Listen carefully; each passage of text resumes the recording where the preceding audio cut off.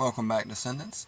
Today we'll be taking a deep dive into the First Descendant to discuss how this exciting looter shooter can ascend into the top 3 titles of his own genre. From gameplay mechanics to narrative depth, we're going to explore how this game can take its gameplay to the next level. But before we dive into that, I just want to let you guys know my channel is doing a giveaway of 1060 caliber. Stick around to the end of the video to figure out a chance to enter to win, and the winner will be announced on Friday. There are 2 key areas that I would focus on to turn the First Descendant into a powerhouse in the looter shooter genre. Both of these are a bit of hot takes, so I hope you bear with me.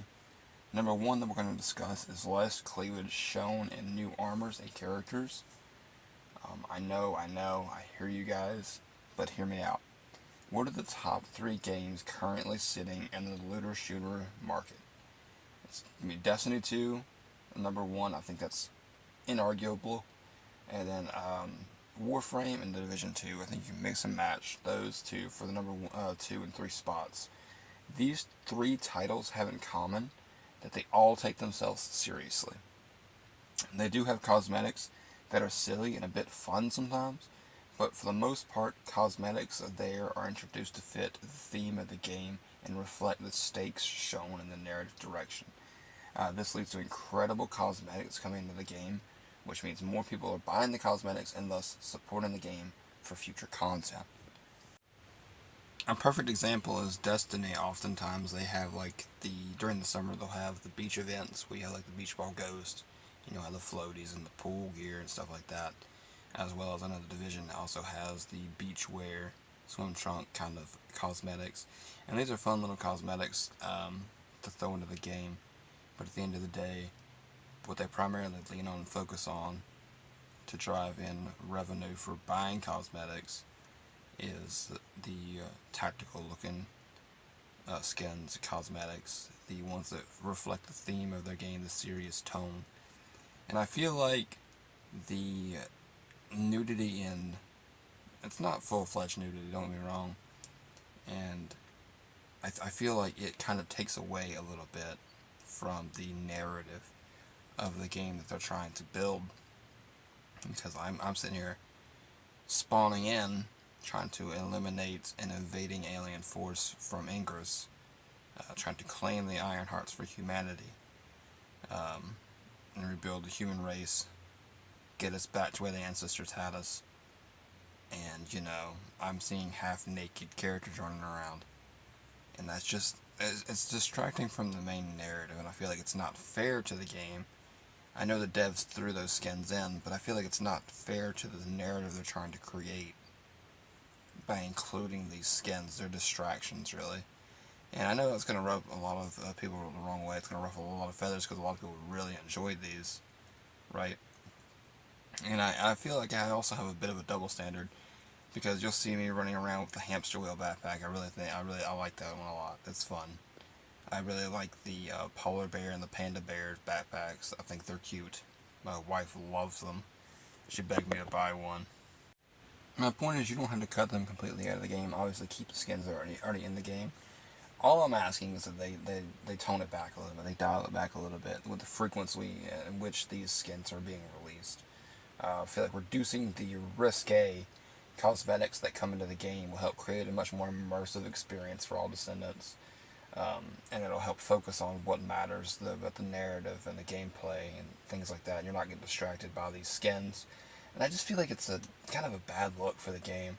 Like when I tell my little brother, hey, I'm playing the First Descendant, and he looks at it, and he looks at some of these cosmetics, and he's just like, really? You're playing this? Why?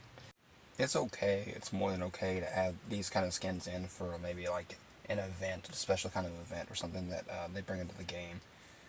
But we should be focused on the gameplay and the narrative, and not allowing ourselves to get distracted by these skins that take away from these things.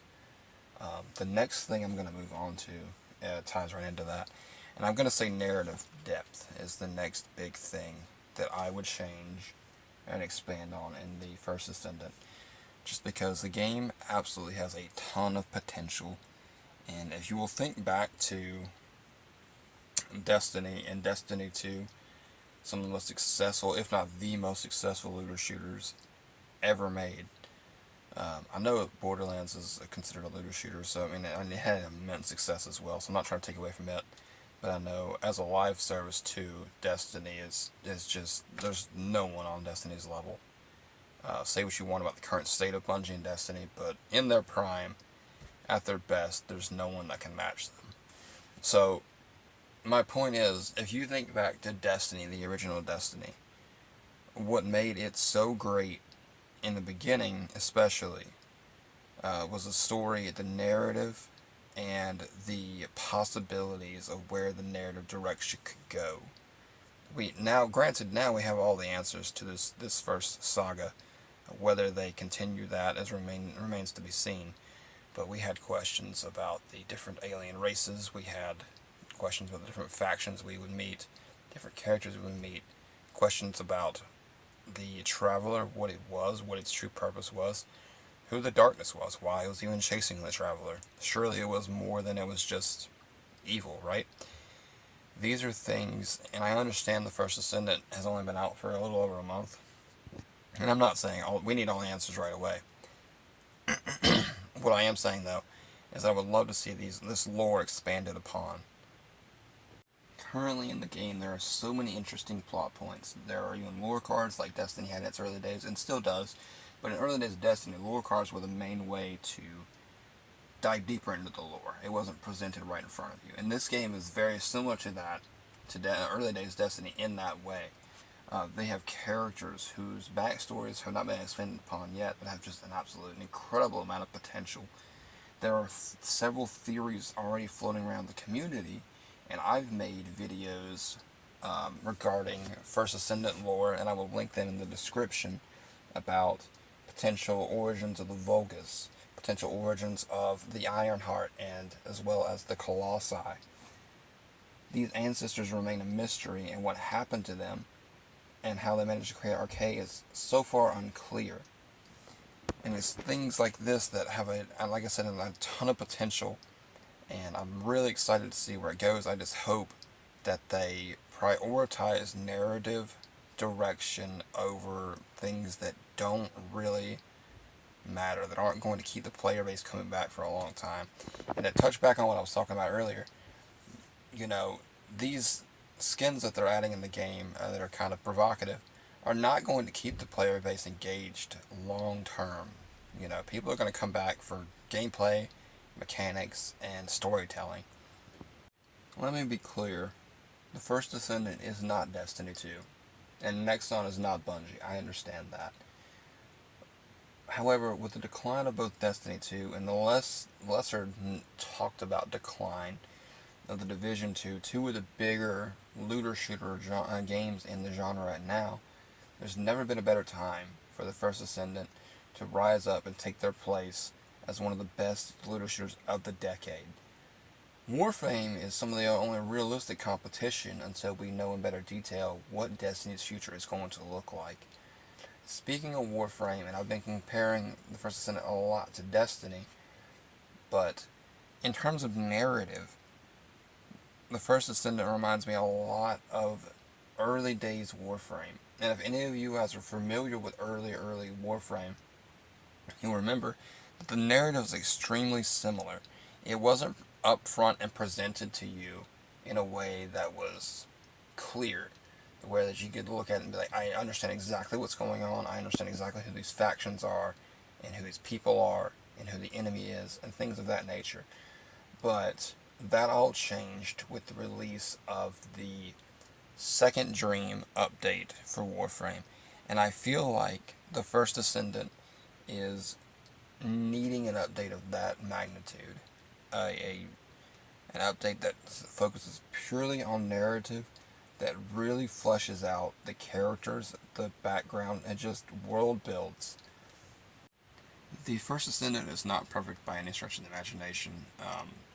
It's not awful. It's very, very fun to play.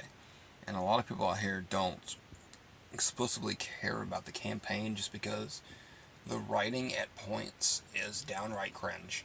And I blame that on the translation team. I think the narrative team did a really good job. I just feel like things were lost in translation. when it comes over to English and stuff like that. The lines don't land like they would have if they had been written all in the same language, if that makes any sense. And that's really nobody's fault. It's just an unfortunate circumstance that we find ourselves in. But that being said, the game's in a really, really good spot. This future is very bright, and I'm excited to see where it goes from here. I hope they focus on narrative. I hope they focus on gameplay and mechanics instead of cheap things, cheap cash grabs, and stuff of that nature. But if you guys have made it this far, I really appreciate you for watching. And like I said in the beginning, I'm actually doing a giveaway of 1060 caliber. I'm going to be doing that, announcing the winner on Friday, so if you'd like to enter in a chance to win for that, all you have to do is like the video and leave a comment. I appreciate you guys for watching, and I will catch you guys in the next one.